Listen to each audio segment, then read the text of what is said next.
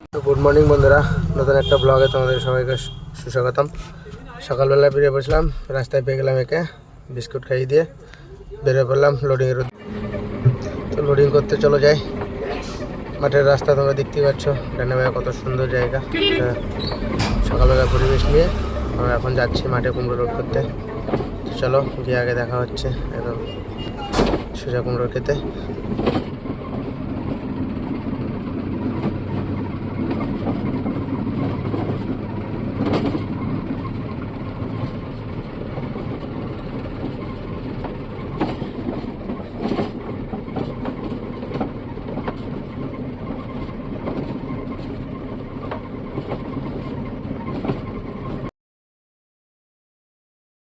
এখানে পেয়ে গেলাম গাড়ি ধোলাই করার জায়গা।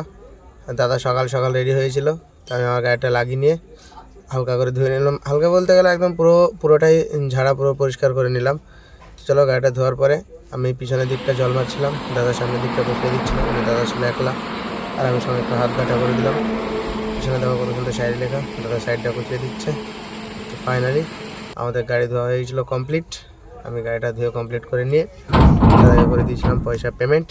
আর এখানে আমার হালকা করে শায়রি লেখা। তো চলো গাইস जाते खेत में।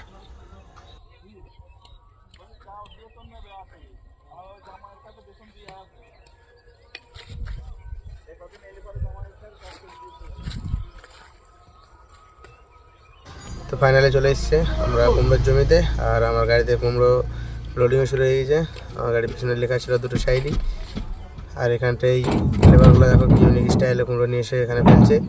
কুমড়ো নিয়ে আসছে এরমভাবে, মানে মাথায় করে নিয়ে আসছে কুমড়োটা ইয়ের থেকে, জমিতে হেসে দিয়ে কাটা হচ্ছে কুমড়ো, ফের লেবার লোডিং করে দিচ্ছে আর একজন দুজন করে বয়ে নিয়ে আসছে। তো চলো আমাদের গাড়ি লোডিং করে ফের যাওয়া যাক। ফাইনালি আমরা চলে এসেছি রাস্তায়। একটা জিনিস এখানটায় বলার ছিল যে অ্যাম্বুলেন্সটা যেভাবে যাচ্ছে এ তো কোনো পেশেন্ট নিয়ে যাচ্ছে না, মানে যেইভাবে গাড়ি চালাচ্ছিল পিছনে অনেকক্ষণ থেকে ফলো করছিলাম।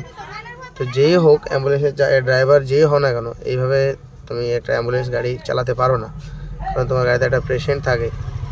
এতটা রাফ গাড়ি চালানো উচিত নয় তোমাদের, যেহেতু পেশেন্ট মানে সে একটা যতই তাড়াহুড়া থাক, যতই খারাপ অবস্থা থাক, এরমভাবে তুমি চালাতে পারো না, কারণ তুমি তার যান বাঁচানোর থেকে যেভাবে গাড়িটা পাস করছে তাতে আর একটা দুর্ঘটনা ঘটতে পারে। ওই জন্য জোরে গেলেও না তো সাইরে ননে আছে কিছুই নেই, এ কোনো 2 নম্বরে কাজ করছে মনে হলো তাই আমার, ওই জন্য ভিডিওটা করা।